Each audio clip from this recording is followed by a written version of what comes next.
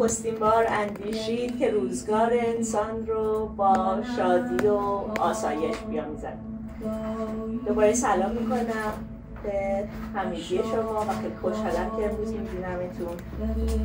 اونچه که در آیین ایران باستان از گذشته تا هنوز بین مردمان ما وجود داره این هست که برای زنده نگه داشتن و ارج بخشیدن به صفات بارز و خوب و بالا همواره جشن می‌گرفتن، یا به زبان دکتر جاوید موسوی جشنیدن، یا که جشنیدن هست که گاهنباری نامیده میشه.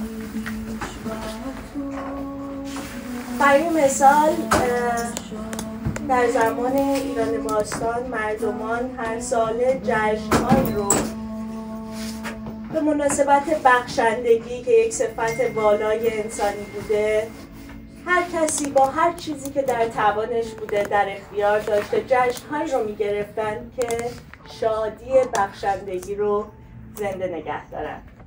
امروز با سپاس فراوان از کتابخانه بخشنده و مهربان مهرگان و به واسطه گوهر اندیشه دکتر جاوید امروز کنار شما عزیزان اندیشیدن رو گاهنباری خواهیم کرد. دعوت میکنم از استاد عزیزم جاوید موسوی.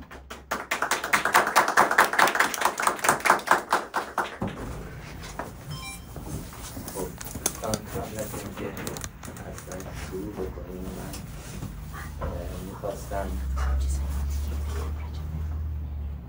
در رابطه با کتابخونه خدمتتون یک عرضی داشتم که این کتابخونه 14 سپتامبر 2022 اینجا افتتاح شده در کشور و این بچه‌هایی که دوستانی که زحمت کشیدن و این کار رو پروژه رو پیاده کردن واقعا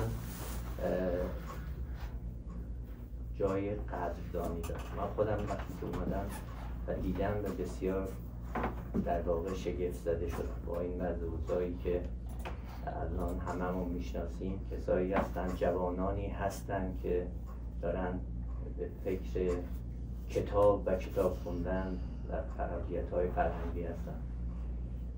واقعا دوست داشتم اینو اول از همه خدمت شما بگم و اینکه در واقع پشتیبانی تک تک شماها، تک تک شما هم از نظر تبلیغ کتابخونه و هم از نظر کمک‌های مالی شما واقعا کمک خیلی زیادی خواهد کرد که این بچه‌ها بتونن ادامه داشته باشن کارشون و کتابخونه پاورجا باشه و ادامه راهشون واقعا بستگی داره که چقدر ما پشتیبانی بکنیم و چقدر فعالیت کنیم. مثلا یکی از دوستانی که اینجا هستن ایشون اگر این صحبت رو نمی‌کردن، این تبلیغ رو نمی‌کردن، من خودم هیچ اطلاعی نداشتم که این کتابخونه هست و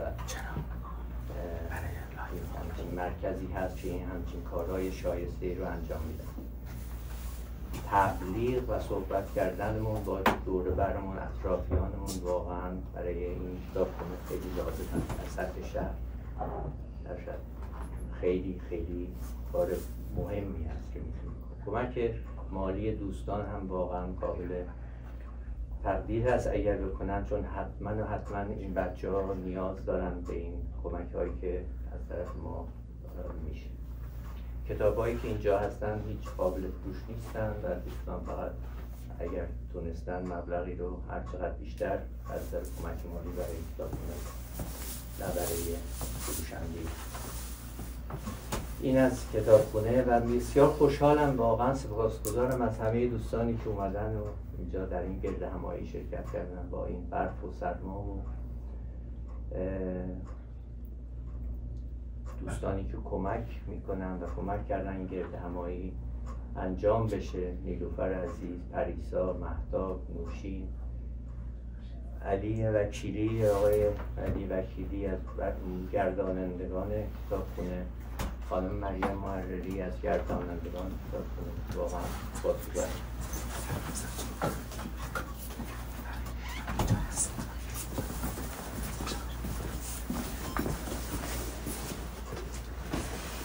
خب در مقابل این زحمات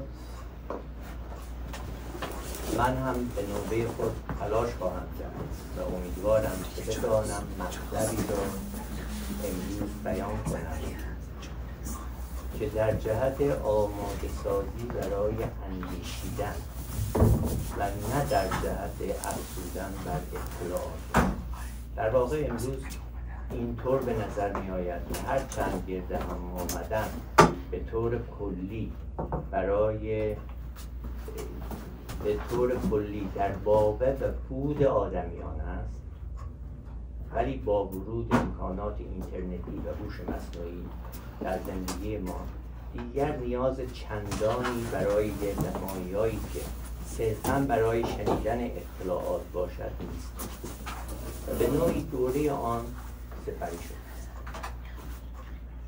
لذا از دوستان خواهشمندم که اگر هم در گفتار من با واژه‌های فلسفی غیر آشنا روبرو شوند، به گوش فرادادن روند گفتار من ادامه بدهند و توجه داشته باشند که روند گفتار من مهمتر از ایستادن در جزئیات و احیانا جمع‌آوری اطلاعات است. به هر حال امروز اینطور به نظر می آید که من اینجا می خواهم درباره کتاب در راه و به سوی دانشنامه علایی ابن سینا سخن بگویم. باید واژه درباره را با احتیاط به کار ببرم، چون که این کتاب در حال و هوایی کوک شده و به اندیشه آمده است که درباره چیزی سخنیدن را بر نمی‌دارد. این حال و هوا به دنبال برقرار کردن رابطه عمیق‌تری با چیزهاست و لذا من نیز در هماهنگی با روح خود کتاب و آن حال و هوا به دنبال روش برخورد دیگری که باور دارم یک برخورد سرچشمه‌ای است هستم که نام آن را گاهنباری و یا گاهنباریدن گذاشتم. پس من اینجا به دنبال سخنیدن درباره کتاب نیستم، بلکه به دنبال گاهنباریدن آن هستم که اندیشیدن گاهنباری زاده همان حال هوای یاد شده است. در جهت روشن‌تر شدن مطلب بگذارید اشاره اندکی به سرگذشت این حال هوا داشته باشید. از آغاز این حال هوای کوک کننده 100 سال می‌گذرد و هرچند تلاش‌های ارزشمند اندیشه‌ای بسیاری در آن به وجود آمده و پای گرفته است، ولی هنوز راهی طولانی در پیش روی ماست. دوست دارم اینجا از مقایسه جالبی برای شما سخن بگویم تا حال هوای کوک کننده یاد شده بهتر دریافت شد. همانطوری که 100 سال پیش نظریه کوانتوم پا گرفت و امروزه این نام برای همه و به خصوص دانشمندان فیزیک بسیار آشناست، ولی با این حال بعضی از آن دانشمندان خودشان اعلام می کنند که هر کس ادعا کند که کوانتوم را فهمیده است در واقع هیچ چیزی نمی‌فهمد. در حوزه فلسفه هم کم و بیش همین است. 100 سال پیش برای شکستن دوگانگی اندیشیدن سوژه ابژه اندیشیدنی به نام دازاین پا گرفت. به امروزه شبیه همان نظریه کوانتوم به سختی میتوان گفت که اندیشیدن دازاین کار ساده‌ای برای اندیشمندان است. همانطور که در این 100 سال واژه کوانتوم به زبان‌های مختلف دیگر ترجمه نشد، واژه دازاین نیز که یک واژه دویچه است در هیچ زبانی ترجمه نشد و قابل ترجمه نیست. دازاین نه به عنوان یک باشنده بلکه به عنوان گشایشی به بودن که میتوان وجود و واقع آدمی را در آن بنیاد کرد در اندیشیدن فلسفی باقی.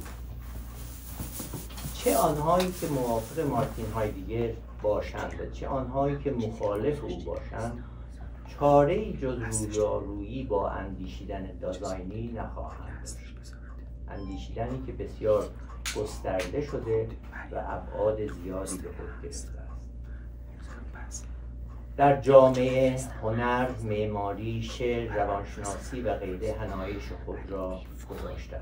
دوست دارم یکی از بعدهای مهم این اندیشیدن، یعنی در واقع بزرگترین و عالیترین بعد آن را در اینجا نام ببرم، چون حال هوایی که در بالا به آن اشاره کردم و گفتم که کتاب در راه و به سوی دانشنامه در آن کوچیده شده است، از این اندیشیدن برمی‌گردد.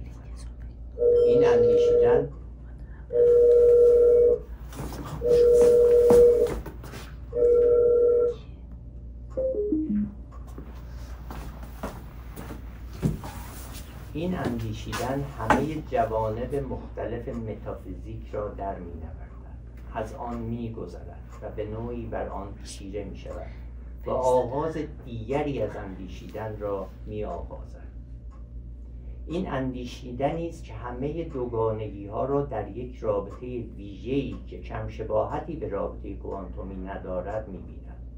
رابطه‌ای که رابطه نیست و بوانیدن خود بودن، یعنی از بوانش بوش برمی‌خیزد و بسیار یونیک و یگانه است. در این رابطه منحصر به فرد، آن دوگانه‌ها هر کدام به راستی آنی می‌شوند که هستند و خود را با این راستی مانیفست می‌کنند. این رابطه که رابطه نیست، ارایگنیست و اندیشیدن آن نیز اندیشیدن ارایگنیستی نام دارد. آسمان بدون زمین و برعکس، زمان بدون بودن و برعکس، و بودن بدون دازاین و برعکس معنا ندارد. آنها در ارایگنیست و در ارایگن شدگی خودشان را به طور راستین پیدا می‌کنند. پس در این حال هوای پویای امروزی است که در اندیشیدن گاهنباری زاده می‌شود. آنچه از این حال و هوای ارایگنیستی برخاسته است و تمام اندیشیدن امروزی مرا هدایت می‌کند، اندیشیدن گاهنباری و گاهنباریدن. گاهنباریدن یعنی نشان دادن این که کتاب در راه به سوی دانشنامه تا کجا و چگونه به گاه اندیشیدن و جشنیدن نزدیک می‌شود. گاهنباریدن در هر موردی لازمه آماده سازی برای تجربه اندیشیدن فلسفی. بگذارید اشاره‌ای به این تجربه اندیشیدن فلسفی داشته باشید. برای رفتن به سوی تجربه اندیشیدن فلسفی نخست باید ببینیم در واقع فلسفه به چه چیزی می‌پردازد. فرق آن با سایر دانش‌ها چیست؟ فلسفه به چگونه مسائلی می‌پردازد که سایر دانش‌ها به طور مثال جامعه شناسی به آن نمی‌پردازد. فلسفه کارش پردازش به مفاهیم بنیادین و اساسی است. یعنی آنچه‌ای که مربوط به ماهیت چه بود، یا بهتر بگوییم مربوط به واقع، چه بود یا واقع در ارتباط تنگاتنگ با بوانیدن، بودن، بودش و بوش است. فلسفه به بوانش بوش می‌پردازد. ولی چگونه می‌توان تصور کرد که اندیشیدن به بوانش بوش می‌تواند بوش را همچون امری ابجکتیفای در نظر بگیرد و سپس با آن بپردازد. مسلماً چنین کاری سابجکتیو و در نتیجه سرچشمه‌ای نخواهد. تجربه فلسفی دقیقاً در این راستاست که با دور شدن از ابجکتیویتی دنبال راهکارهایی می‌گردد تا در بوانیدن بوش رها شود و سپس به باشنده‌ها به طور راستین برگردد. یادمان هست که سهراب سپهری در مورد گل سرخ میگوید کار ما نیست شناسایی راز گل سرخ، کار ما شاید این است که در افسون گل سرخ شناور باشد. در افسون گل سرخ یعنی قرار گرفتن در درگاه و پیشگاه افسون، همانطوری که رها شدن در گوانش گوش یعنی قرار گرفتن برمان شدن در درگاه و پیشگاه گوانش. با آنچه در بالا گفتی برای ما تجربه فلسفی یعنی در گاه قرار گرفتن و گاهنباریدن. گاهنباری این امکان را به وجود می آورد که در هر موردی به جای ابجکتیفای کردن و گزارش دادن امکان جشنیدن آن و انباریدن گاه‌های آن و در نتیجه به نوعی همگرایی درونی منیفست آن مورد از یک طرف و تفسیر و سخنیدن آن از طرف دیگر به وجود آمده و یک پردگی آن به دانش آید. پس با توجه به آنچه گفته شد بگذارید برای شما دوستان اعلام کنم که در این گرد همایی دادن یک گزارش از کتاب در راه به سوی دانشنامه و بازنمود آن در کار نیست، بلکه آنچه در کار است گاهنباریدن آن. خب در راه و به سوی دانشنامه الهی ابن سینا تلاشی در جهت نشان دادن شنیدن پیام و راهنمودی است که از طرف ابن سینا به سوی ما می‌آید. در این تلاش پیش‌بینش ما این است که با پیش آمد آن پیام آماده سازی برای دگرگونی خود ما پیش آمد. شاید در این آماده سازی چگونگی برخورد و رویارویی ما نیز با راهنمود ابن سینا روشن‌تر تجربه شود. در جهت آماده سازی و این رویارویی است که فرنام کتاب در راه و به سوی دانشنامه برگزیده شده است تا به سوی آن پیام رفته و آنچه می آید را پذیرفت. و هر روز ما در اینجا با دستاری روبرو هستیم که زود به آینده دارد و از آنچه می آید می صحبت. عنوان فصل‌های الهیات دانشنامه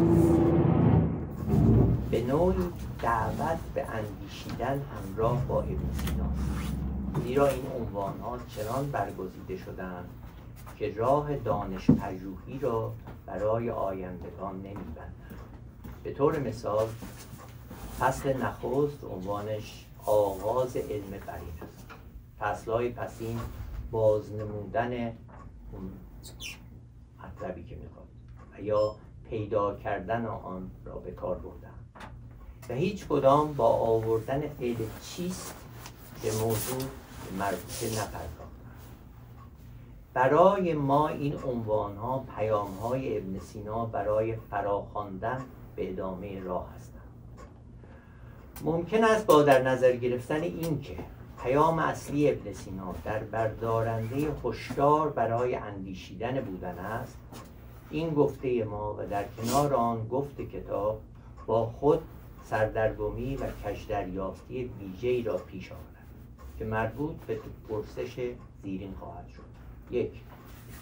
دقیقاً چه پیامی از ابن سینا میشنویم؟ آیا درک معنایی که او از هستی و بودن داشت با آنچه ما امروز داریم و آن را بوش مینامیم یکسان است؟ 2. اگر جواب به پرسش نخست منفی باشد، یعنی درک امروز ما از بوش با درک ابن سینا از هستی متفاوت باشد، دیگر چه دلیلی به گوش فرا دادن این راهنمود است؟ همانطور که در ابتدای کتاب اشاره می شود، ابن سینا هستی را چیزی عمومی و عام می‌داند. جمله از ابن سینا که می‌گوید که چیزی از وی عام‌تر نیست، یعنی از هستی. و مشخص است که این دریافتی متافیزیکی از بودن است. چرا متافیزیک چنین می‌اندیشد؟ زیرا که متافیزیک و دقیقاً ابن سینا هم همینطور در شگفتی از این که باشنده ها هستند در جهت بودن باشنده ها می‌اندیشد.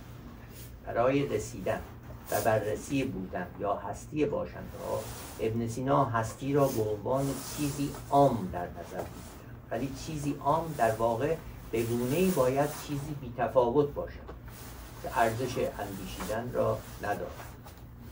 هرچند که در سرگذشت بودن به طور کلی چنین بوده است، ولی بسیار جالب است که ابن سینا جایگاه والایی به این اندیشیدن می‌دهد و آن را به طور باور نکردنی چنین توصیف می‌کند: پس آن علم که حال چیزها داند که ایشان نیازمند نه اند هر آینه به مدت و حرکت، آن علم برین است.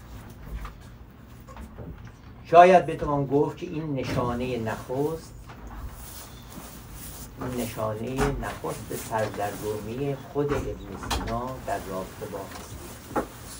دانشنامه با در نظر گرفتن این علم برین 18 فصل از 57 فصل الهیات را به بررسی هستی می‌دهد.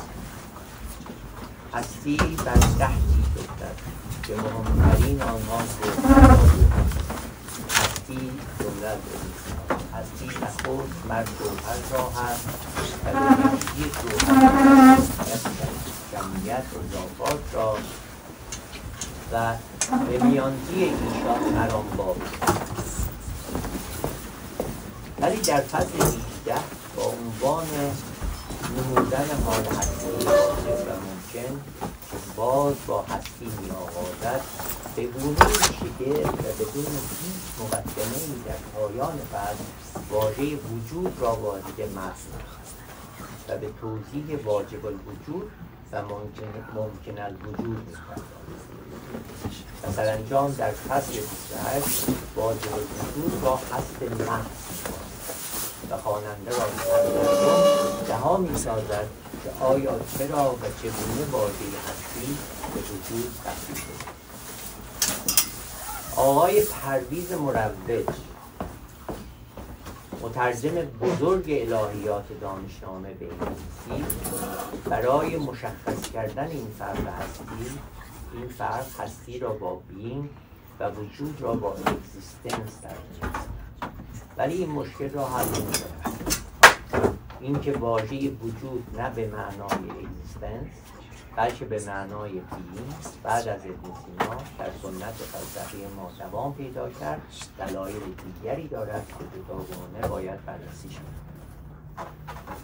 همانطور که گفتیم ابن سینا در آغاز سخن خود از هستی آن را افتاده بر جوهر و نطق مقوله دیگری دارد. هستی جمله از ابن سینا: هستی نخست مرد جوهر را هست و به میانجی جوهر مرد باقی مقولات را. اما در فصل 25 نشان می‌دهد که واجب الوجود جوهر نیست.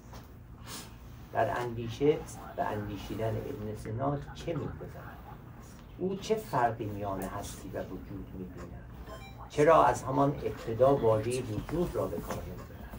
یا برعکس چرا سپس‌تر به جای واجب الوجود هست واجب را به کار می‌برد؟ اگر ابن سینا می‌خواست این کتاب را به عربی برگرداند چه رخ می‌داد؟ برای ما این سردرگمی بنیاد و ریشه پیام اصلی ابن سینا. این سردرگمی در واقع به این صورت است که آیا این هستی باشنده هاست که در دستور کار است یا هستی خودش یا به زبان سینایی حال هستی در دستور کار. امروزه ما حال هستی خودش را همراه آموزش‌های هایدگری به عنوان پرسش بنیادین به صورت بوش چگونه می‌بواند به میان می‌آورد. آن را برانیم که در چشم‌انداز خود بوش به اندیشیدن بیاوریم، نه در چشم‌انداز باشد. بیگمان این پیام سینایی که در بردارنده این سردرگمی به گونه‌ای در جایگاه راهنمای اندیشیدن بنیادین فلسفه امروز ماست. برای روشن‌تر شدن پیام ابن سینا لازم است که نگاهی به متافیزیک و اندیشیدن متافیزیکی داشته باشیم. می‌دانیم که ابن سینا برای بهتر فهمیدن آن کتاب ارسطو را 40 بار می‌خواند. بودن یا هستی برای یونانیان حضور پایدار است. همراه با این دریافت و فهمیدن است که یونانیان به چیستی و ماهیت چیزها می‌اندیشند. یک خانه مشخص میتواند از بین برود ولی ماهیت خانه پایدار میماند. ببخشید این صدای من تکرار میشه.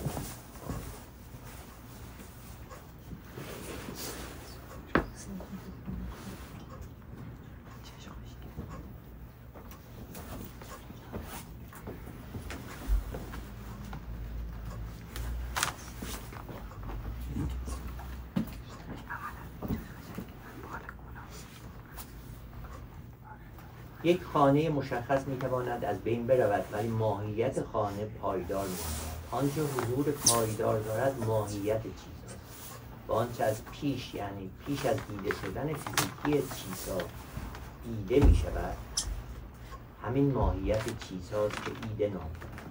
بر پایه گفته هایدگر در کتاب پرسش‌های بنیادین فلسفه بند 18 برای یونانیان در چیزهای پیرامون ما و در روابط آنها چیزی که باشنده است دقیقاً اینجا و اکنون این و آن این چیز خاص نیست، بلکه برعکس چیستی آن تک چیز است که از پیش دیده شده است. هایدگر معتقد است که حتی ارسطو هم در این مسیر یونانی مال افلاطون است می‌اندیشد. پس برای متافیزیک بودن در واقع حضور پایدار است و چه چیزی حضور پایدار دارد؟ پاسخ باشندگی است که بر اساس ماهیت باشنده و این یعنی آنچه مشترک در باشنده ها فهمیده می‌شود. برای یونان باستان آنچه در درجه نخست مهم است ماهیت چیز است، نه اینکه یک چیز خاص وجود داشت. یعنی در اندیشیدن بودن در رابطه با حضور پایدار به ماهیت اهمیت داده می‌شود، نه به اینکه آن چیز به طور موقت اگزیست می‌کند یا نه. این چیستی از پیش به دیده می‌آید. از پیش به دیده آمدن و چیستی چیزها را افلاطون ایده می‌نامد. البته این متافیزیک ریشه در برداشت یونانیان که بودن همانا به ظهور آمدن و خود نشان دادن حضور است دارد. این اشاره کوتاه به زمینه متافیزیکی اندیشیدن ابن سینا که بودن و هستی را در باشندگی و یا در باشنده‌ای که می‌آفریند جستجو کند. این جستجو در داخل سرگذشت بودن است، ولی برای درک ریشه پیام ابن سینا لازم است که اشاره‌ای به فهمیدن ژرف‌تر سرگذشت بودن و این یعنی راستی بودن داشته باشیم. با این اشاره خواهیم توانست بخشی از سردرگمی ابن سینا را دریابیم و به بخش دیگرش که مربوط به ریشه های اندیشیدن او در ایران باستان است در ادامه خواهیم. تجربه یونان باستان یعنی بودن همچو فوزیس به معنای حضور و ظهور و به دنبال آن متافیزیک. اندیشیدن ابن سینا را لزوماً و به گونه‌ای سرگذشتیک در بند فقط یک نمود از بوانش بوش یعنی حضور و حضور پایدار است. اینکه متافیزیک بودن را در چیزی می‌داند که ویژگی زمانی دارد، هایدگر را بر آن می‌دارد که نخست بیندیشد که این زمان در معنای سرچشمه خودش چیست و چگونه است که بودن با آن معنا فهمیده می‌شود و سپس اینکه بودن در درک غیر متافیزیکی در معنای تمامی زمان و نه فقط یک بعد آن چگونه است. او در پی بررسی و رسیدن به بر اینکه چگونه زمان توانسته است چنین تعیین کننده باشد و معنای راستی بوش را بدهد، وارد اندیشیدنی شد که امروزه آن را اندیشیدن بودن زمانی یا به زبان خود هایدگر اندیشیدن رایگنسی می‌نامیم. مادو یا شعار اصلی این اندیشیدن این است: زمان نامی برای راستی است. بنابر اندیشیدن متافیزیکی ابن سینا برای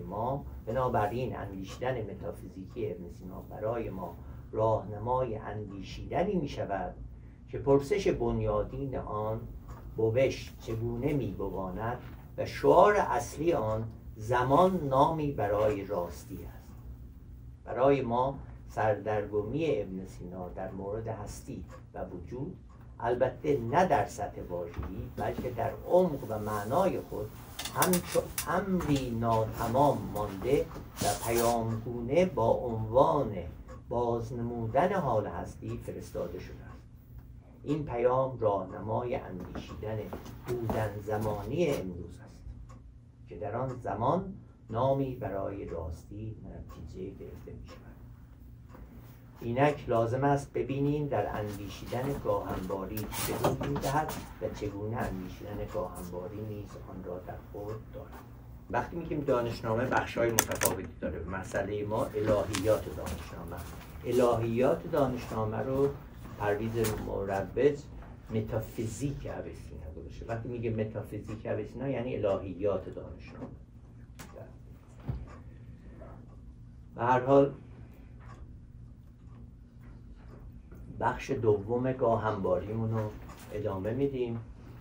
سعی میکنم بلندتر صحبت کنم برای اینکه دوستان اونور خوب نمیشینن.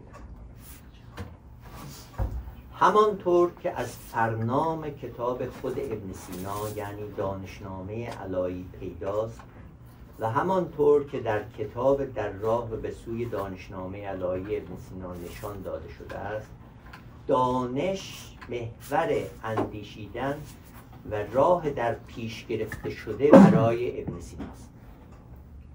او همه چیز و این یعنی همه راه ها رو در دانش و رفتن به دنبال دانش می‌داند و با تلاش بی‌وقفه خود در این راه سرانجام چنین نتیجه می‌گیرد که رستگاری مردم نیز گام برداشتن در راه دانش است.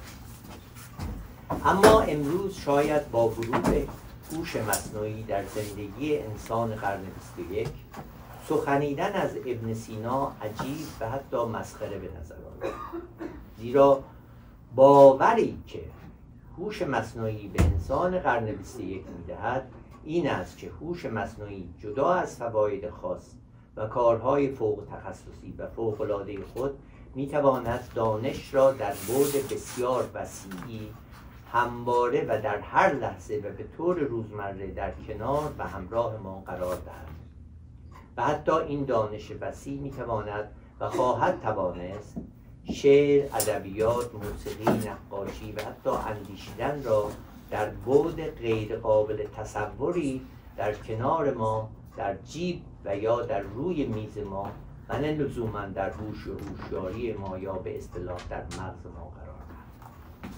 اگر هوش مصنوعی بتواند در زندگی روزمره ما دانش را به کنار ما بیاورد و در دسترس ما قرار دهد، به نوعی آرزوی ابن سینا تا حدود زیادی برآورده خواهد شد و ما خواهیم توانست به رستگاری برسیم.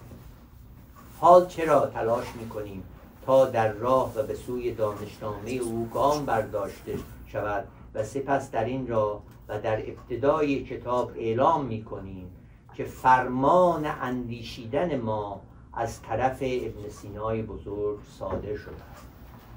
چه نیازی به برگشت به دانش کهنه ابن سیناست؟ چه نیازی به اهمیت دادن به فرمان کهنه او در مورد اندیشیدن است؟ در واقع شاید این پرسش‌ها بدون در نظر گرفتن درونمایه فرمان و پیام ابن سینا مطرح شده‌اند. درونمایه پیام او چنانچه در کتاب نشان داده خواهد شد، بازنمودن حال هستی است. نکته‌ای که از دیدها دور می‌ماند این است که این فقط ما نیستیم که به آن برمیگردیم، بلکه این پیام است که به طرف ما می‌آید و ما را در خود شناور می‌کند. آنچه اینجا پیش و بیش از هر چیز مطرح است شنیدن پیام ابن سیناست. این پیام از طریق آواز بلند سرزمین ما خوانده می‌شود و در راه و به سوی دانشنامه فقط آغاز جواب دادن به پیام اوست که بعد از شنیدن این پیام به پیش آمده است.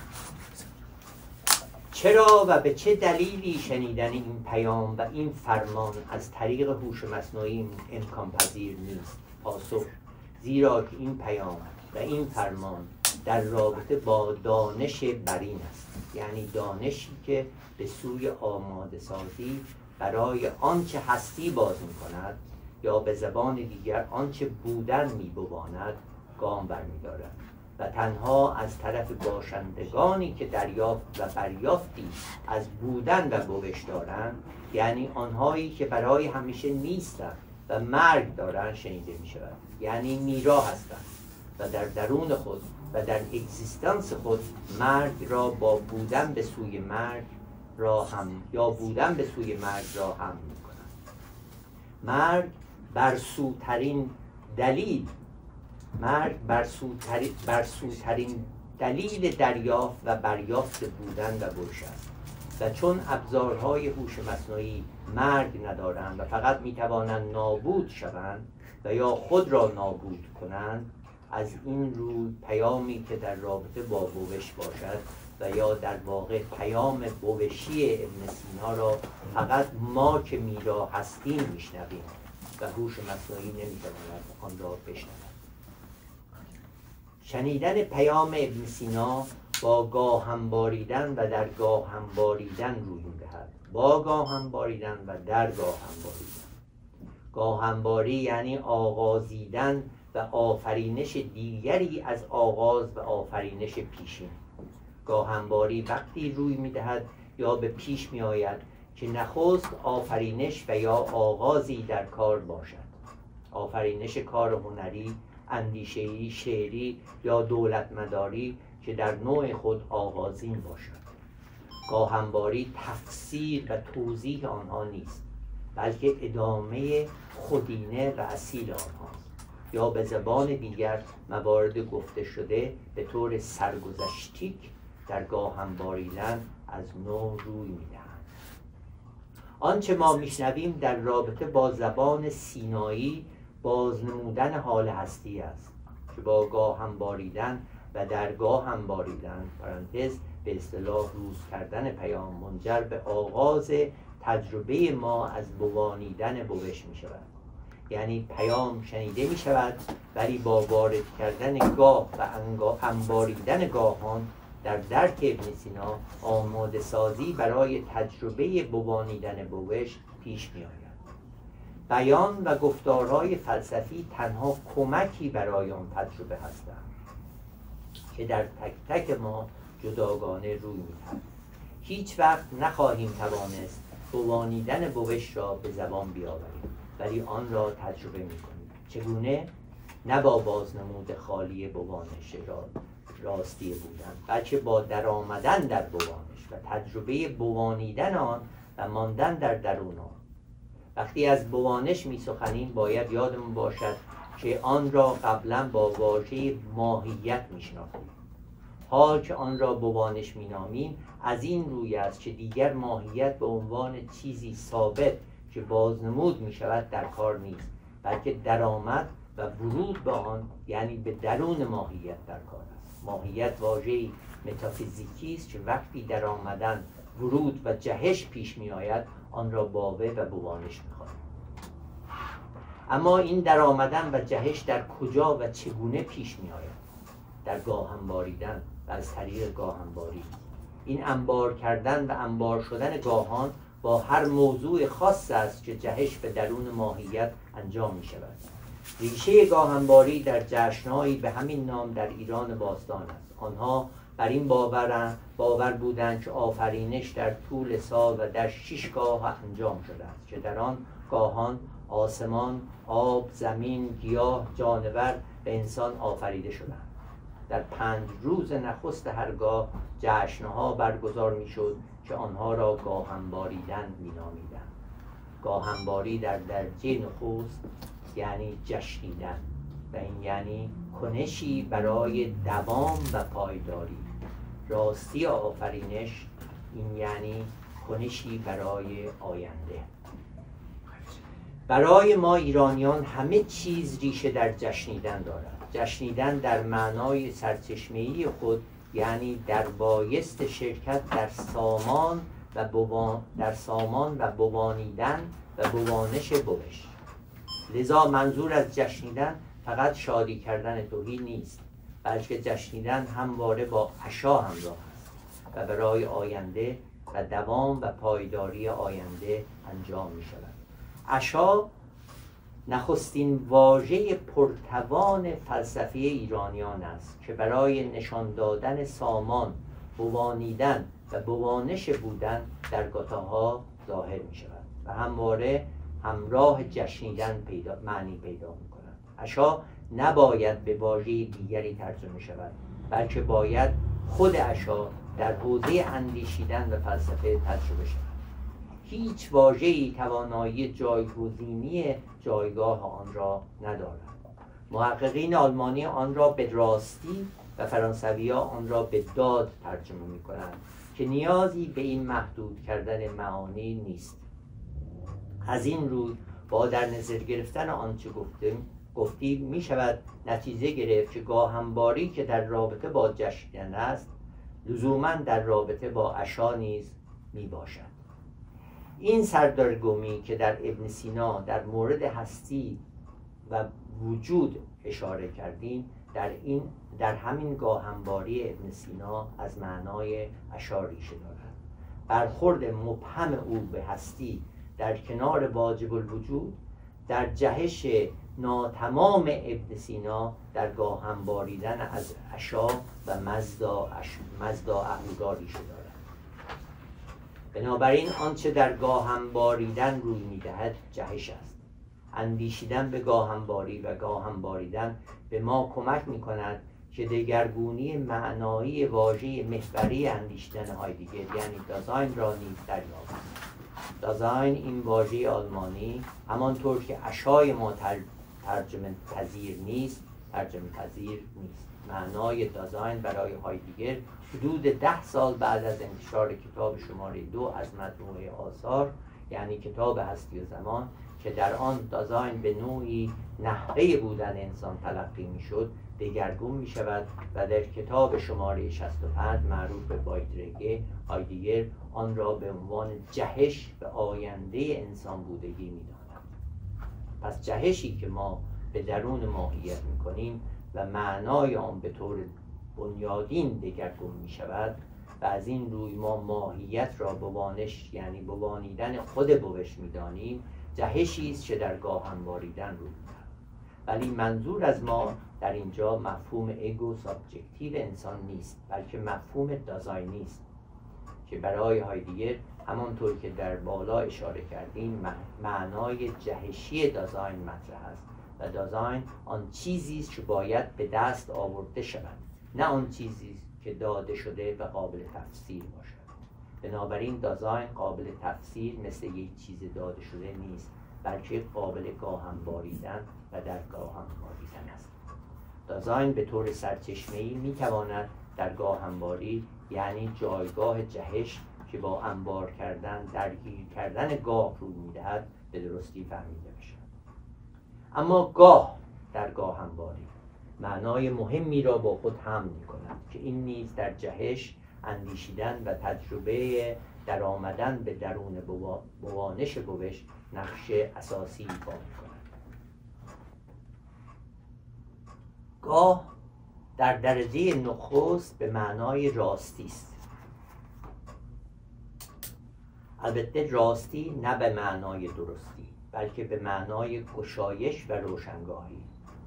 راستی از حوزه بوانش بوش است و ریشه در آن دارد و درستی از حوزه باشنده هاست. گاه به معنای راستی را به طور مختصر در مثال دانشگاه می‌توان دید. گاه در دانشگاه فقط به معنای جای و زمان دانش نیست، چون خانه و یا هر جای دیگر نیز می‌توانند جای و زمان دانش و کسب دانش باشند، ولی خانه یا جاهای دیگر دانشگاه نیستند. دانشگاه در کنار معانی جای و زمان دانش به طور اصیل و خودینه معنای راستی دانش را به میان می‌آورد. در واژه‌های ترکیبی زیادی می‌توان نقش برجسته بر سرچشمه‌ای گاه راستی را نشان داد. پس در گاهم باریدن جشنیدن و راستی در کار است. جشنیدن چنانچه قبلا اشاره کردیم یعنی در بایست سهیم شدن در سامان عشا و لذا جشنیدن گاهنباری هم یعنی سهیم شدن وارد شدن و جهش به بوانش، همان ماهیت سابق که در متافیزیک. فرق ماهیت و بوانش همون تجربه ورود به آن است. ماهیت که چیزی ثابت است و به قول ابن سینا یا در خارج از ذهن یا در ذهن و یا در هیچ کدام و فی نفسه است، با باوه و بوانش که ما در کتاب در راه و به سوی دانشنامه آن را با واژه نهاد و نهاد کردن مشخص کردیم، فرقی اساسی دارد. در باوه و بوانش جهش ما به درون آن تجربه می شود، یعنی معنای ماهیت به طور اساسی دگرگون می شود. به این فقط گاهنباری است که ما را با انبار کردن راستی، یعنی به طور سرگذشتی، به این دگرگونی نزدیک می کند. پس اگر از یک طرف گاهنباری به معنای جهش است و این یعنی در گاهنباری جهش به بوانش بوش پیش می آید و از طرف دیگر می دانیم که جهش به آینده انسان بودگی نیز در کار است، لذا باید به این موضوع مهم دقت کرد که در گاهنباری و گاهنباریدن انسان همچو انسان ایگو سابجکتیو کنش نمی کند، بلکه وقتی میگوییم فلان متن فلسفی یا فلان موضوع اندیشیدنی را گاهنبار میکنیم، یعنی میگاهنباریم یا با آن متن در گاهنباریدن قرار میگیریم. بلا فاصله در ارتباط قرار گرفتن ما با دازاین است که مطرح میشود. ابن سینا بازنمودن حال هستی را در دانش برین به ما پیام میدهد، پیامی که ما آن را در میدان بود پرسش به طور سرگذشتی میشنویم.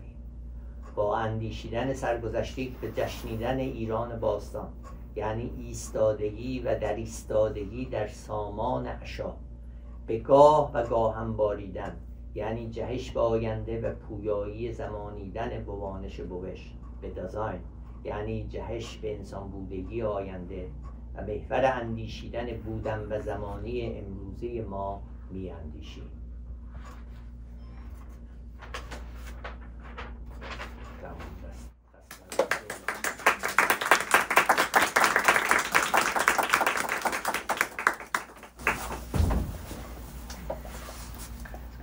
خب صحبت من شد. اگر سوال پرسشی دارم خوشحال میشیم که بفرمایید.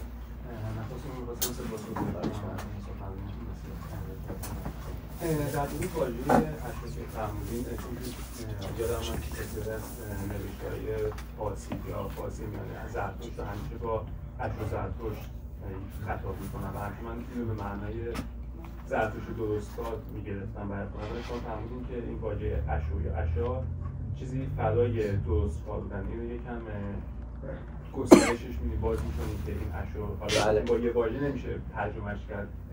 بله، اشا برای زرتشتیان خیلی واژه آشناییه دیگه، استفاده میکنن در مذهب زرتشتی خیلی به کار میبرن، ولی اون کاری که من میکنم اشا رو آوردم به فلسفه، یعنی اشا یک واژه فلسفی، ما باید ازش استفاده کنیم و تلاش کردم نشون بدم که اشا رو نباید ترجمه کرد، باید خودش رو فهمید.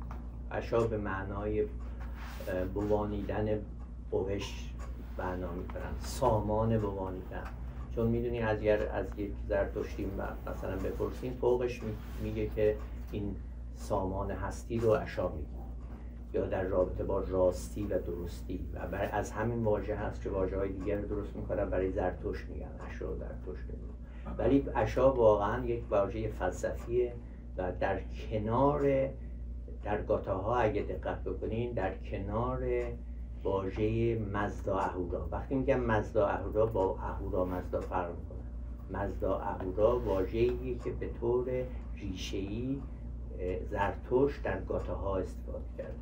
وقتی میگیم زرتشت یعنی گاتاها، غیر از گاتاها بقیه چیزهایی که در واقع در یسناها به چاپ رسیده 1/5 کل کتاب اوستا. بقیه کتاب اوستا هیچ ربطی به زرتشت نداره. وقتی میگیم زرتشت یعنی گاتاها، وقتی میگیم گاتاها یعنی مزدا اهورا، نه اهورا مزدا. این بعداً در مذهب زرتشتیه که تبدیل میشه به اهورا مزدا و این خیلی فرق میکنه، داستانش مفصل. ولی به هر حال وقتی میگیم اشا در گاتاها نزدیک 160 بار تکرار شده. عشا وجود داره. زرتشت در کنار عشا مبحث دیگری رو باز میکنه و اون مبحث مزدا اهوراست. یعنی مزدا اهورا با در کنار عشا و بر طبق عشا باید اعمال بکنه. پس بنابراین اعتقاد خیلی عمیقی وجود داره در ایران باستان به یه همچین واژه فلسفی غنی پرقدرت، یعنی یک بودنی در کار هست، یک چیزی که برای اینا پریسپوزه، پیش فرضه و برای اینا منظورم برای زرتشت و همراهان، چون گاتاها احتمال داره که یکی از همراهان زرتشت هم بودن که اونا داشتن، ولی اون 17 سرود رو که میشناسیم اینا در واقع توسط زرتشت و یا احیانا همدوریای زرتشت سروده شدن، ولی عشا معنای عمیق‌تر. پس یعنی عشا یه جورایی متعالی ترین و آلمانی ترین نوع خرد در جهان و کامل ترین بیشتر به طور ساده ترش بگیم یعنی در بودنی که برای ایران باستان عشا بود. اگر نوشته های منو نگاه بکنیم خیلی تاکید کردم روی این که عشا بدون جشنیدن اصلا معنی نداره. یعنی عشا دوام پیدا میکنه به شرطی که جشنیدنی باشه.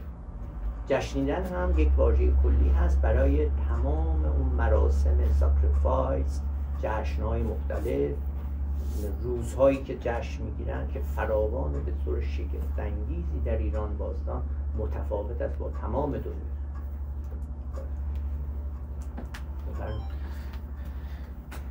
بله بله. خیلی خوشحالم که نظراتتون رو راجع به ابن سینا مجدداً شنیدم. سوال خیلی ساده اشاره کردیم که بعضی از عناوین قابل ترجمه نیستن. بله بله.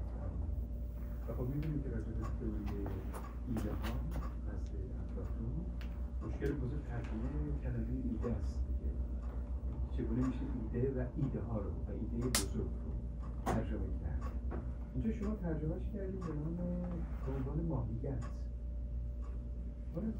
واقعا درست فهمیدم، یعنی واقعا فکر می‌کنید که نه ماهیت بله نه شاید من خوب نخوندم. ماهیت ترجمه ایده نیست. ایده رو ترجمه نکردم. اون چیزی که ماهیت رو میبینه در واقع اسنس رو میبینه، اون چیزی که ماهیت رو میبینه ایده هست. اون دیده قبل از بستا دیدن ماهیت اون ایده هست. چون ایده از یک چیز از آیدوس میاد، اون یعنی دیده شده، معنی دیده شده است. ایده هم اون چیزی که دیده شده از آیدوس. خب اگه دقت کنین نه تنها افلاطون، ارسطو هم همینطور. در واقع مثلا ارسطو واژه‌ای که میاره به فلسفه در روزمره ازش استفاده میکنه، یعنی از واژه‌هایی که در روزمره هستن میاره برای فلسفه. افلاطون هم همینطور، ابن سینا هم همینطور. فیلسوفا از اون واژه‌هایی که در روزمره وجود داره میارن به فلسفه، ولی به بار معنایی اون واژه خیلی اضافه میکنن، معنا میگیره و یک واژه فلسفی میشه. یعنی من تو کتاب نوشتم واژه هستی برای ما، من خودم واژه بودن رو به کار میبرم، ولی واژه هستی برای ما ارزش داره، برای اینکه ابن سینا اینو آورد به فلسفه. اولین کسی، نه اینکه واژه هستی وجود نداشت در زبان ایرانی، وجود داشت، ولی کسی که این واژه رو قدرتمند کرد آورد به فلسفه، باش کار کرد، ابن سینا بود و بسیاری واژه‌های دیگر رو این کار کرد. ابن سینا، افلاطون هم همین کارو کرده، از همه بیشتر خود هایدگر همین کارو میکنه. دازاین در روزمره آلمانی یعنی آنجا بودن، ولی ما اونش به کار نمیبریم، ما کاری به اون نداریم. ما دازاین به عنوان یه فلسفه، این همونطور که با ایده به عنوان یه واژه فلسفی استفاده میکنیم وقتی روزمره‌اش هم میکنیم، دازاین هم همینطور واژه فلسفیش میکنیم. آیا متافیزیک هم همینطوری با کار میکنه؟ بله شما متافیزیک رو اینطوری که فهمیدم بله الهیات یکی می‌دونید، در حالی که می‌دونید که وسط متافیزیک معانی متعدد کاربردهای مختلف داره. مثلا اندیشه‌های دکارت هم میگن متافیزیک دکارت. بله متافیزیک در کلاً ریشه متافیزیک میدونین که از کجا میاد، یعنی کتاب ارسطو فیزیکه. یک بعد از 100 سال 200 سال که میخواستن جمع آوری بکنن، وقتی میان یه بخشی میرسن که نمیدونستن اینو کجا بگنجونن، میذارن بعد از فیزیک. متافیزیک یعنی بعد از فیزیک. در واقع آخر کتاب فیزیک رو میذارن متافیزیک، ولی این مفهوم از اون جا که درست این مفهوم دیگری رو هم درست کرده، یه مفهوم فلسفی رو به وجود آورده که در واقع فلسفه غرب بیشتر همون مسئله متافیزیک. بله الهیات و آقای مروج متافیزیک ابن سینا ترجمه کرد. خب الهیات که الان استفاده نمی کنیم، ولی به هر حال در واقع ابن سینا هم الهیات و بخشی از علم برین میدونه، یعنی رسیدگی به مسئله بودن براش میشه علم برین و ایناش جالبه که ابن سینا چقدر این مسئله رو اهمیت میده. علم برین اسمشو میذاره و بخشی از اون علم برین رو مربوط به مثلا ساختن دنیا و دادن بودن و این بخشی که به الهیات مربوطه، بخشی از اون الهیات. ولی من معتقد نیستم که متافیزیک هم داره، چون برای در ابن سینا نه تنها متافیزیک ارسطو هست شدیداً، شکی در این نیست، برای همین هم که در این صحبتم گفتم، بلکه اشعار و مزدا اهورام. بله بفرمایید.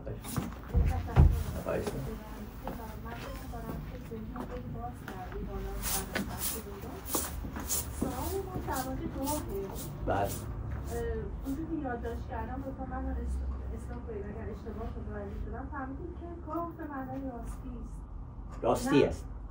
نه به معنای درستی، بلکه به معنای گشایش است. بله. درسته؟ بله. سوال من اینه که اگر شما واژه دانشگاه یا زایشگاه رو به معنای گشایش به جشنیدن شما در واقع می‌گیرید، اگر جشنیدن رو هم بر سه چیز که گفتید وارد شدن، جهش پویایی زمانی و بودن و بوش به آینده بگیریم، میخوام ازتون بپرسم که تا چه حد گاه رو یک لیمینال اسپیس می‌بینید، فضای آنسرتن، فضای نامطمئن بین شدن و نشدن. برای چی اینو میپرسم؟ چون اگر زایشگاه رو به صورت همون گاه گشایش نگاه کنیم، پس ما داریم فضایی رو نگاه میکنیم که چیزی بین شدن و عدمه، چیزی بین شدن، جشنیدن به عنوان گشایش و عدمه. به این شکل میتونه بشه که یک لیمینال اسپیس نگاه کنیم که اگر بگیم که خیلی مطمئن نیستم از گاهی که وارد میشم لزوما به یک شدن و به یک گشایش میرسم. آیا میتونیم این آنسرتینتی و غیر اطمینان، غیر مطمئن بودن رو نگاه کنیم؟ تلاش من این نیستش که اون غیر مطمئن بودن یا مطمئن بودن دوران مدرنیسم رو به نقد بیارم. تلاش من این هستش که نشون بدم که در واقع گاه به معنای راستی هست. اگر دقت کرده باشین راستی را آوردم به عنوان موتوی اندیشیدن فلسفی امروز که گفتم شعار اصلیش اینه که راستی نامی هست برای زمان. این داستان خب خیلی خلاصه اینجا مطرح شده ولی مفصله، یعنی راستی میشه در واقع نام دیگری برای زمان و همه داستان فلسفی که ما در خصوص در هایدگر میخوایم بخونیم این مسئله شعار اصلی هست. حالا برمیگردیم به زبان ایران و زبان فارسی.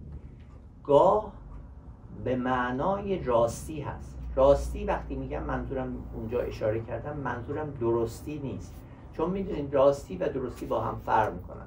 اشاره کردم راستی حوزه بوش هست، درستی حوزه باشنده هاست. درستی مربوط به correctness به انگلیسی ترجمه میکنن.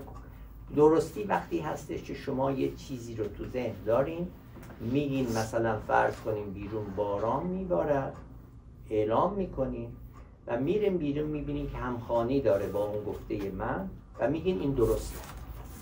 این میشه به نوعی مربوط به باشنده ها، یعنی در واقع باران میبارد، میرین بیرون متوجه میشین که هست، میگین که خب این درسته. محل این تروث کجاست؟ گفته من اعلام کردم. راستی با این فرق میکنه. راستی رو معنی میکنیم به عنوان روشنگاه. یعنی چی؟ یعنی اینکه بوش خودش رو مخفی میکنه، دیده نمیشه، پوشیده است.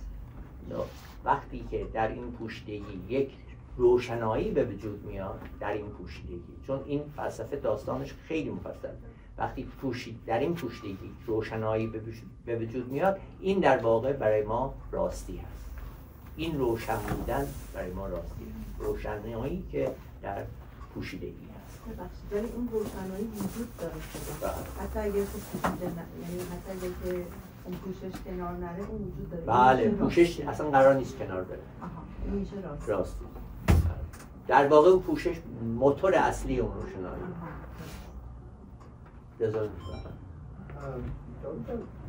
چیزی که من تو پروژه کلی کار تو متوجه نمیشم و شاید یه انتقاد کوچیکی هم داشته باشم اینه که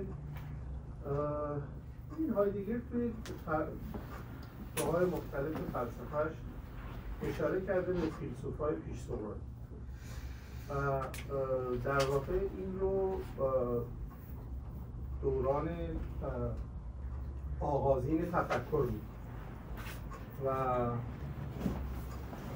این رو یه جورایی سحرگاه تفکر می‌کنه و تو فلسفه‌اش خودت هم می‌دونید که خیلی اشاره کرده به فیلسوفای پیش سقراطی و فلسفه از سقراط و افلاطون به بعد رو یه جور دیویاسیون می‌دونه. به صورت کلی بخوام حالا مشخصه سحرگاه چیه؟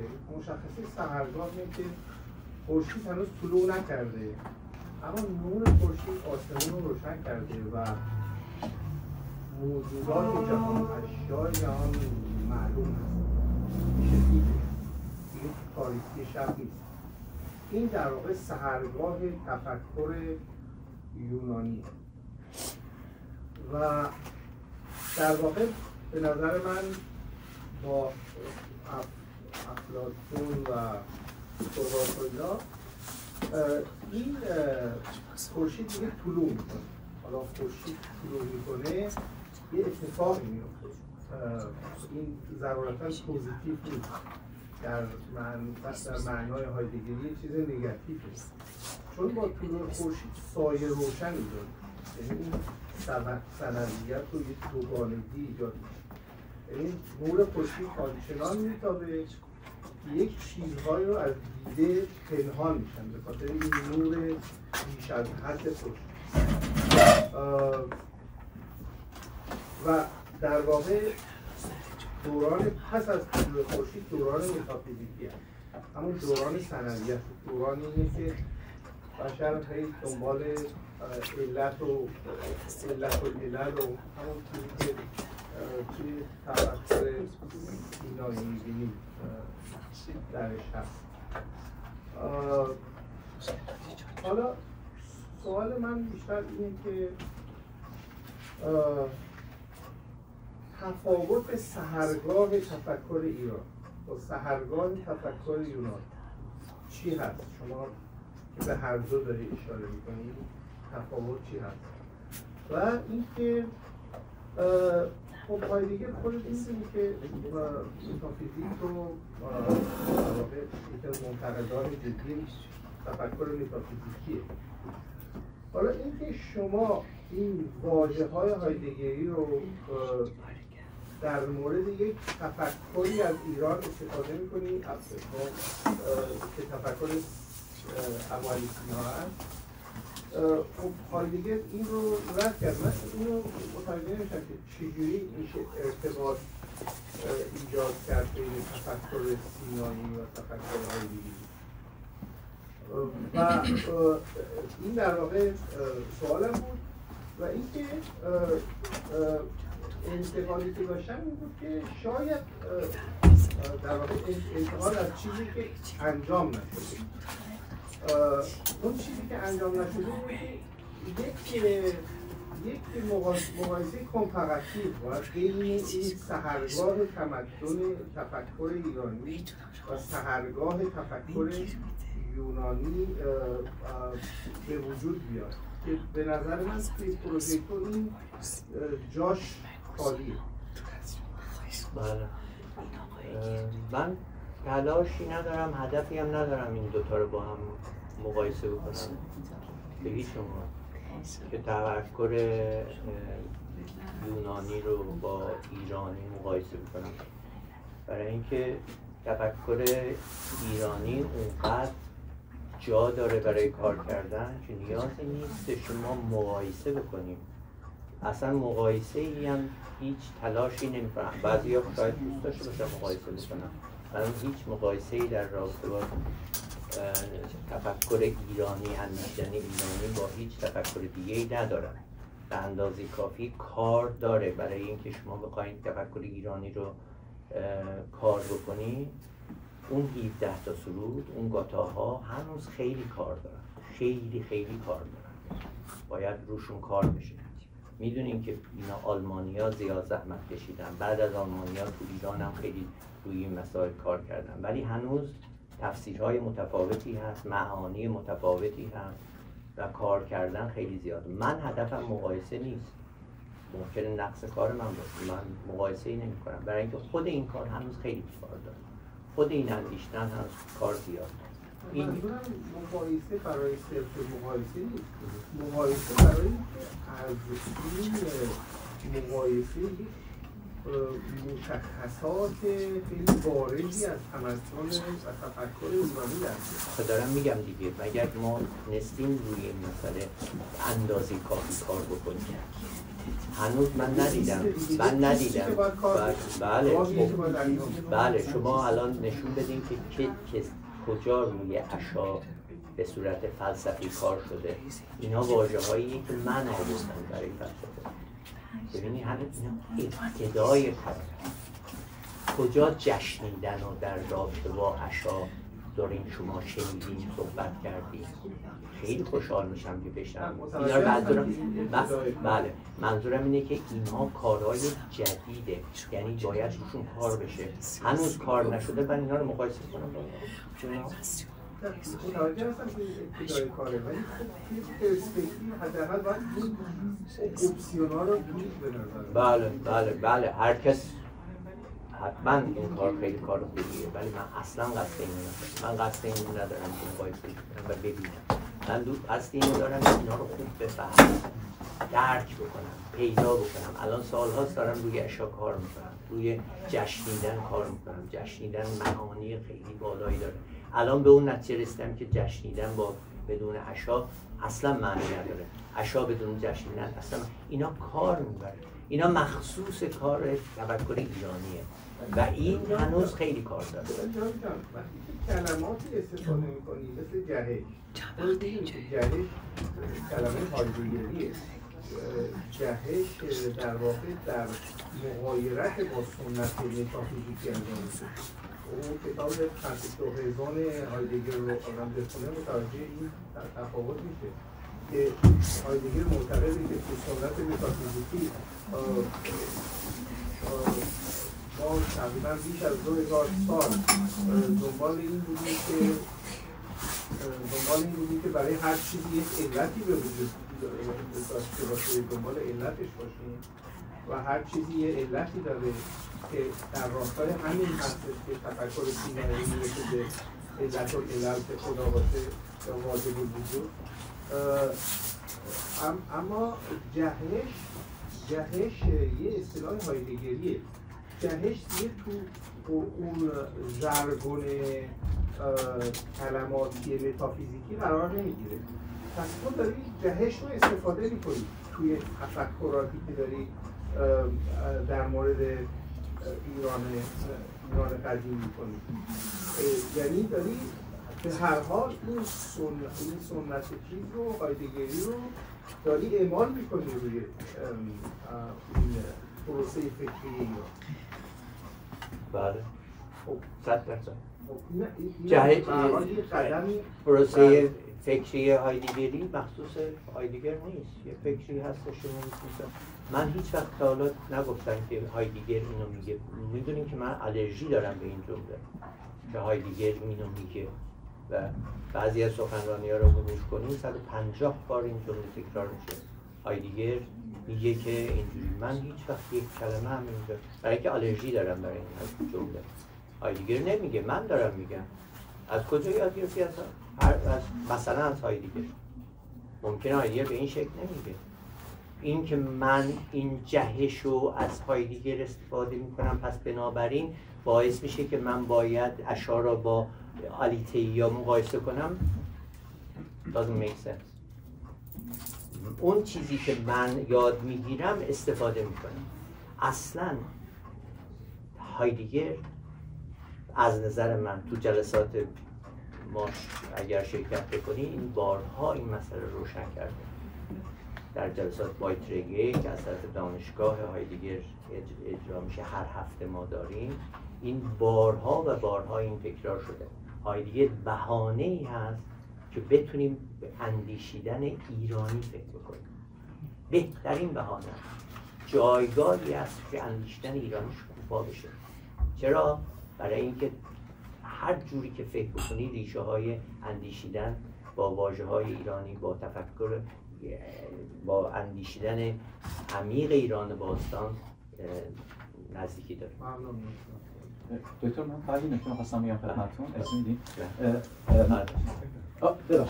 نه می‌خواستم خدمتتون بگم که در نقد حرفای رضا اینه که یه متفکر چه شرقی چه غربی اندیشه افزارهایی رو ایجاد میکنه و تولید میکنه. ما میتونیم با بهره جستن از اون اندیشه افزارها در واقع افق‌های نوینی رو در حوزه در واقع اندیشه خودمون باز بکنیم و بگشاییم.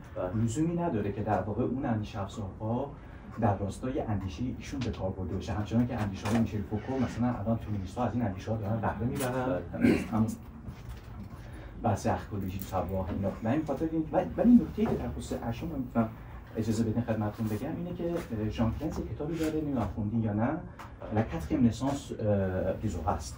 در اون کتاب متن رو از یک متفکری میاره در خصوص این کلمه، در خصوص کم بودن واژه‌ها، یعنی واژه‌ها کاربست‌های زیادی ندارن. نبود کاربست‌های واژه‌ها باعث میشه که معناهایی که بشه روشون سوارتر بسیار زیاد باشه و این میتونه ما رو به ناکجا آباد بکشونه. چون مثلا اگر کلمه درخت یک بار به کار برده بشه، ما نمیدونیم این کلمه درخت، یعنی مفهومی از این کلمه ما نمیتونیم به دست بیاریم. این یکی از نقدهای جدی هستش که برای تبیین متون گاهات وجود داره که آقا کلمه ها کم به کار برده شده. چطور شما چنین معناهایی رو بر این کلمه‌ای که در واقع دنبال کلمه فارسیش میگردم، یعنی مصداق‌هایی برای این کلمه پیدا می‌کنید. این شما چه پاسخی برای این داریم وقتی ما یه متن بسیار اندکی داشته باشیم، واژه‌ها بسیار یک بار به کار برده بشه و در یک بستر بسیار گنگ و نامفهوم، ما چطور میتونیم از دل این در واقع مفاهیمی برای تبیین پدیده‌ها یا مفاهیمی برای درک فلسفی این متون داشته باشیم؟ یعنی کار می‌کنه. خیلی کار می‌کنه. و خود ژان کلنس هم میگه که یه روزی آشکار خواهد شد با کار کردن. من اتفاقاً از ایشون خیلی یاد گرفتم در رابطه با همین مسئله اشعار. اونا خودشون ترجمه می‌کنن اشعار مثلا، ولی چیزای دیگه‌شون خیلی فکر کنم ژان کلنس ژوست میلیو ترجمه کرده. بله.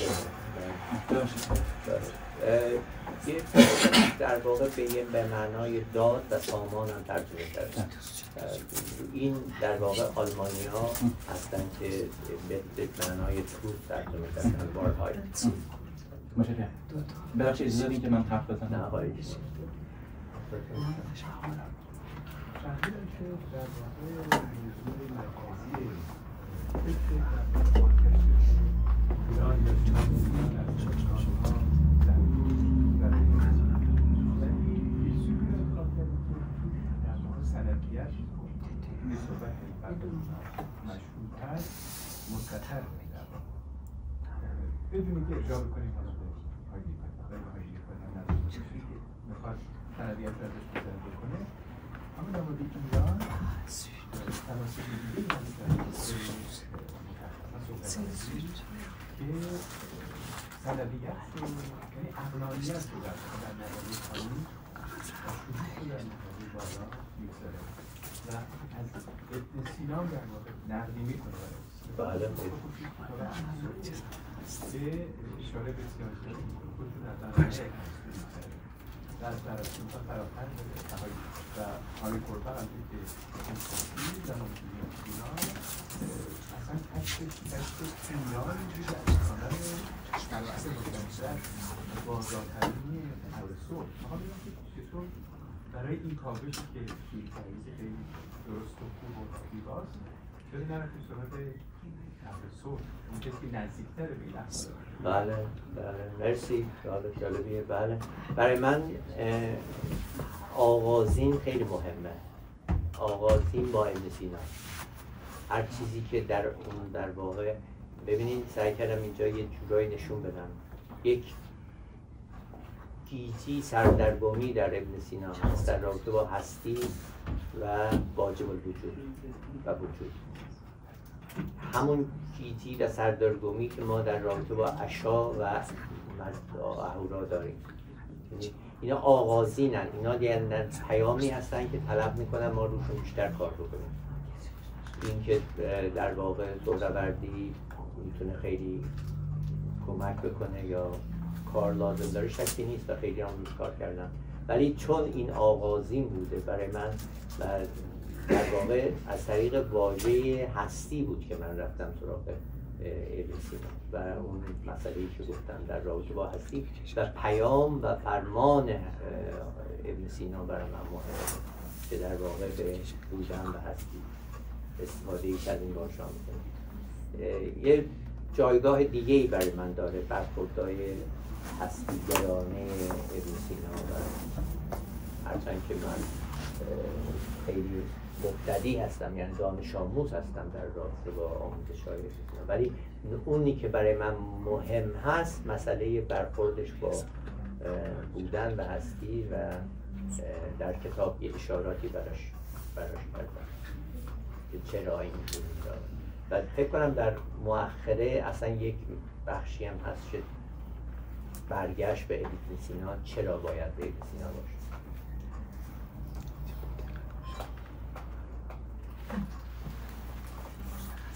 دوستان اگر بله بفرمایید. نه خواهش می‌کنم. نه بفرمایید. دوباره راستی و درستی. بله.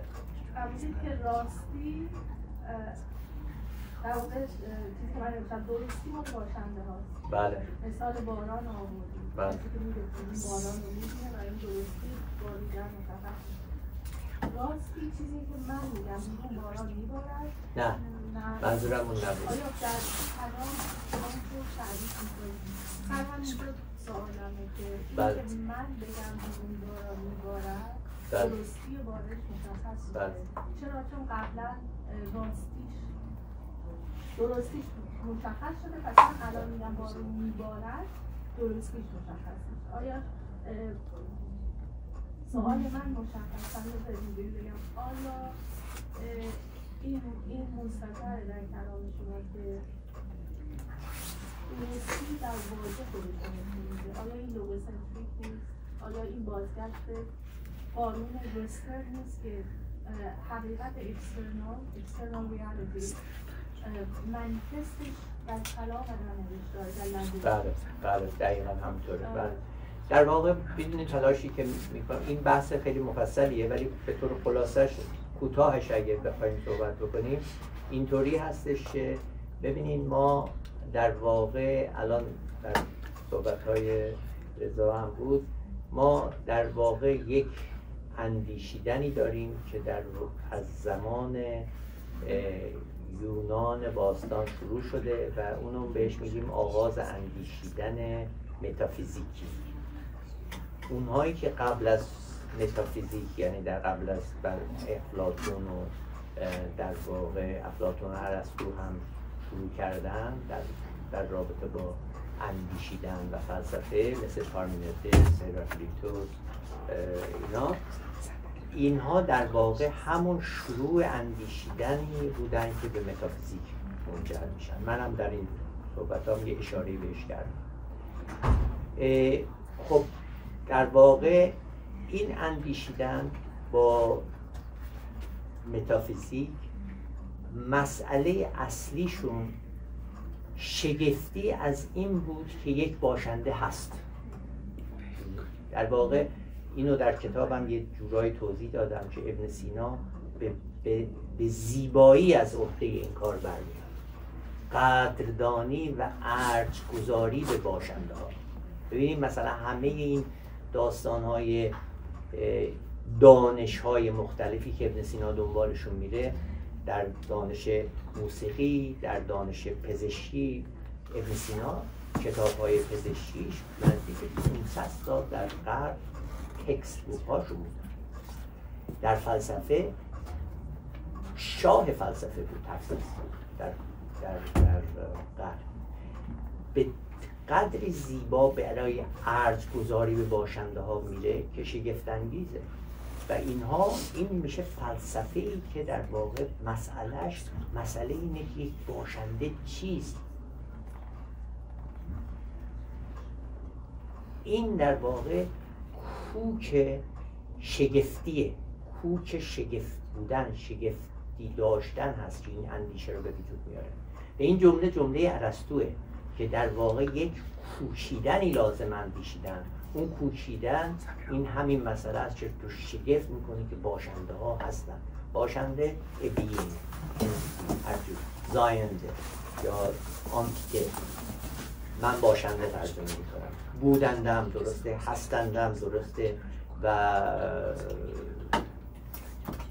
همون چیزایی که میگیم و فکر کنم هستنده هم ترجمه کردن در ترجمه های باشنده. خب من همش کارم با واژه بودن میگه. اگه دقت کرده باشیم تمام ترکیبات بودن رو استفاده میکنیم. باوه، بوانش، بودن، بوانیدن و باشنده هم در رابطه با بودن. به هر حال این آغاز اندیشیدن هستش که اینجوری به وجود میاد با یک شگفتی از اینکه این باشنده ها هستن میره دنبال هستی باشنده ها. این شگفتی کجا منجر میشه؟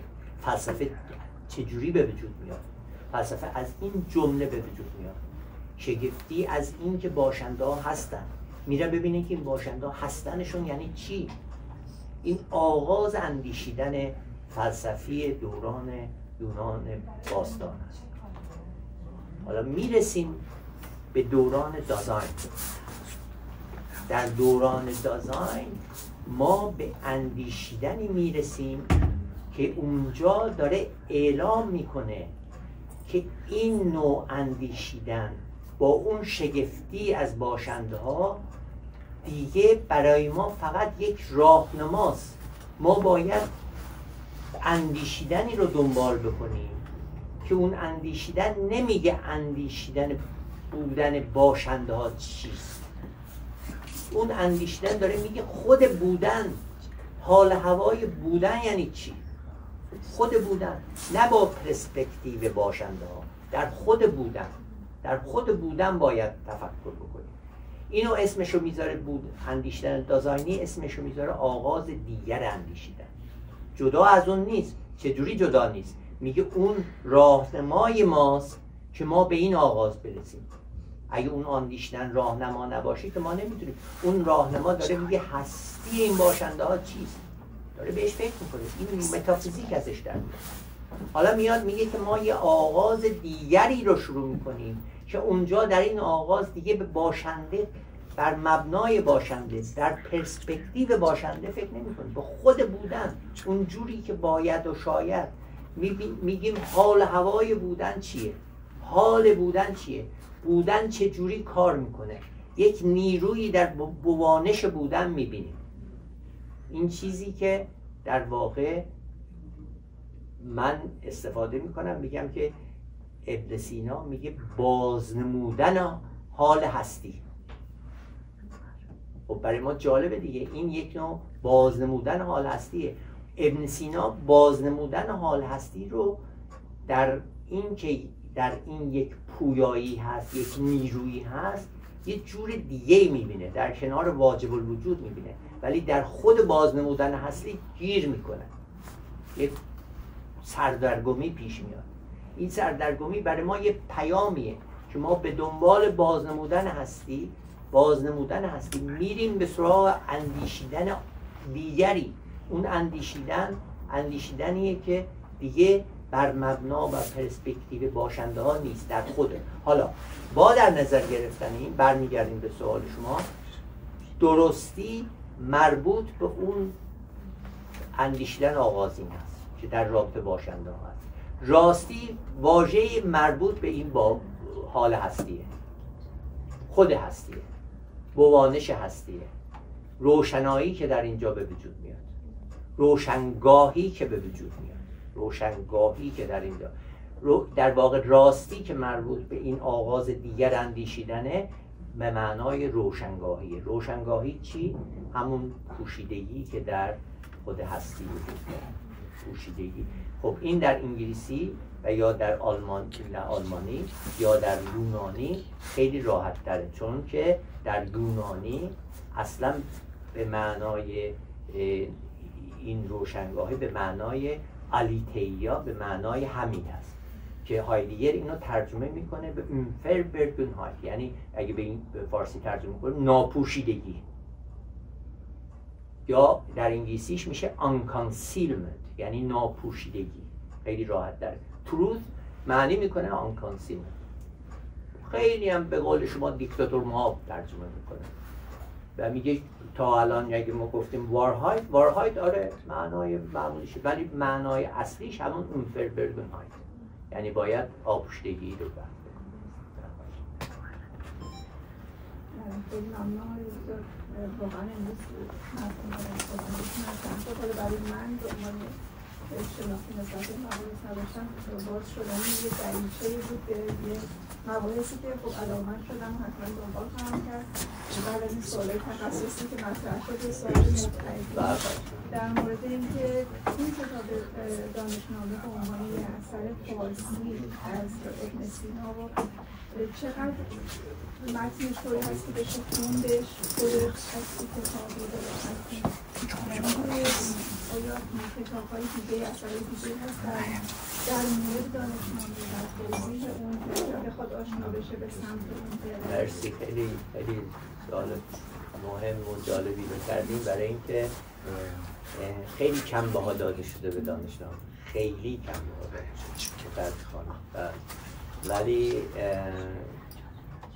بله سخته.